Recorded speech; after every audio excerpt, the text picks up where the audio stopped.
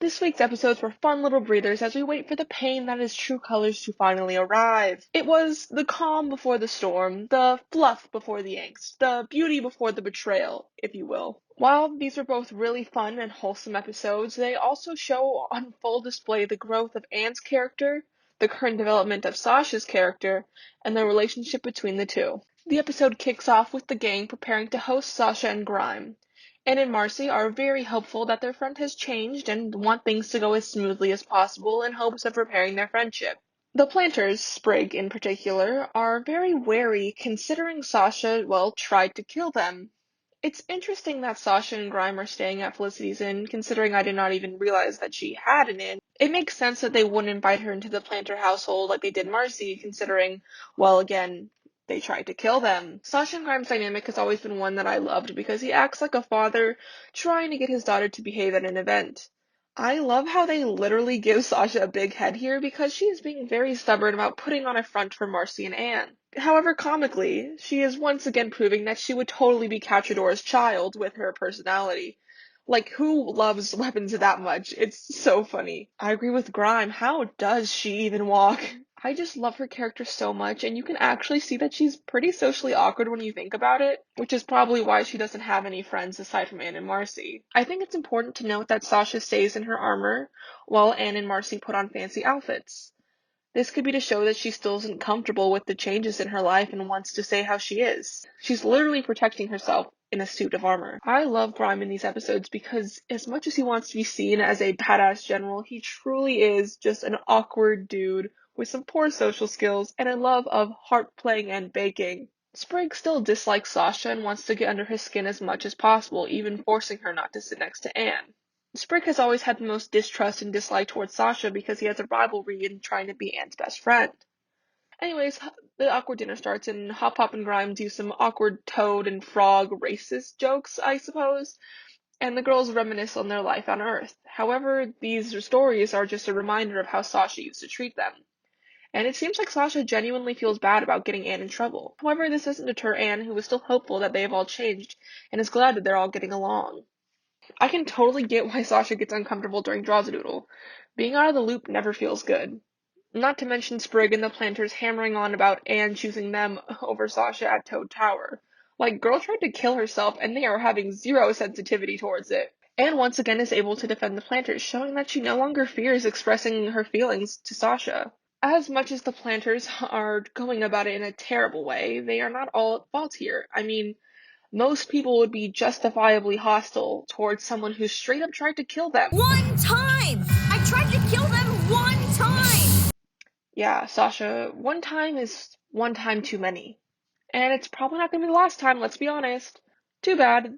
And in Sasha's fight is interrupted by Grimes' dessert exploding and them having to fight hornets. Well, at least they get to play a fun game of the floor is lava, but quite literally. While it's pretty glossed over in the episode, it's pretty interesting that Sasha still ended up bringing a knife to the party despite Grime telling her not to.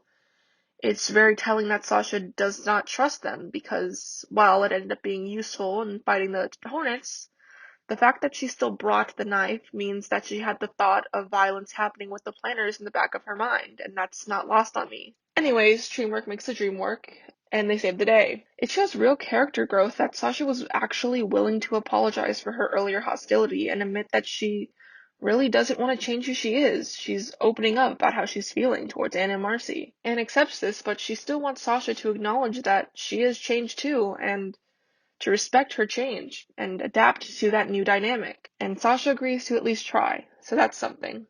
And don't worry about their house being destroyed because it was magically fixed the next episode. I'd like to think that Chuck, who grows tulips, fixed it. Moving on to Battle of the Bands, where we finally get to hear the girls sing. I love that the way Wartwood decides to cope with basically terrorists moving into their town is to just plan a fun event. It's super convenient that the girls were all in a band back together at home and that the event is Battle of the Bands. I love that Grime genuinely takes the contest super seriously and it gives him a chance to show off his soft side, which I really appreciate. Anne is also able to be emotionally vulnerable this episode and wants to show the town how much they mean to her with a song that she wrote about Amphibia. and she wants to share that experience with her best friends. She's still super nervous and self-conscious about it, but she still goes through with it because she really wants to show them that. However, Sasha still clearly has control issues, which upsets Anne enough to call her out for it. And can I say, every time that Anne stands up to Sasha, I get more and more proud of her. It just shows her growth so well.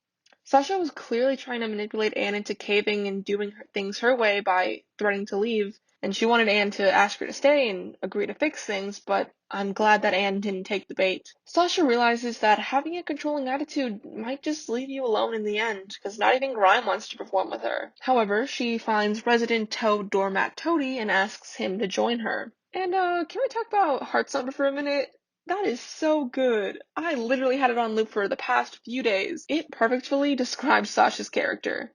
She is keeping up the role of the bad guy in order to protect herself and is keeping up that act for as long as possible. She doesn't care if it hurts people as long as she's filling that role, and she can keep it up forever, but who knows the toll that that's taking on her. However, she finds that she doesn't like how agreeable Toady is because she probably likes the challenge of manipulating someone in order to gain control, despite how exhausting it might be. And it's crazy that Toady, of all people, is the one to give Sasha advice on letting go and being there for your friends. Though it makes sense considering his pretty blind loyalty to Toadstool, which is actually just based on genuine care, and he knows that Sasha genuinely cares about Anne and Marcy as well, and that they care back. He tells her that supporting someone else's success can be just as rewarding as your own success, and that's a good lesson for everyone to learn. We get to the contest, and all the townies' performances were beautiful and deserved more respect.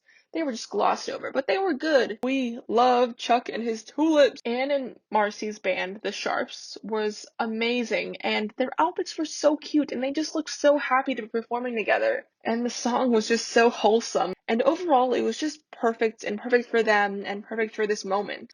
Anne was able to finally have confidence in herself and finally be herself and realize that it's no big deal to just be yourself. Well, actually, big deal. I think that the planters and the fans of the show itself are all just so proud of who she's come, and it is a big deal because she changed so much over the course of the series, and I'm so glad that she's finally able to be herself and feels comfortable being who she is. This was also something that Sasha was able to see too. She could see that Anne had changed and wanted to be there for her in that moment. Sasha learned that sometimes the best things to do is be supportive of your friends and have fun together. It's way more fun to be together and be with your friends than control them. And I think she's starting to learn that. They just had such a great and fun performance, and I love that song. Too bad Grime had to come and play his beautiful harp solo and win the contest instead, which was amazing, but I wish the girls had won. Like, his performance was so good it left everyone in tears. We need a 3-hour loop of Grime playing the harp. The episode ends with a heartfelt goodbye to all the friends that Anne has made in Wartwood, commemorated with a group photo. It's too bad that Anne doesn't realize that there's still one more season, and she won't be able to leave Amphibia anytime soon, but at least she has the thought that they're going home tomorrow. And I always love a good group photo shot. It looks so cute, and I think it'll be really sad in hindsight, though. Above all, these episodes were fun, wholesome, and chock full of character development. The perfect moments of happiness before it all comes crashing down.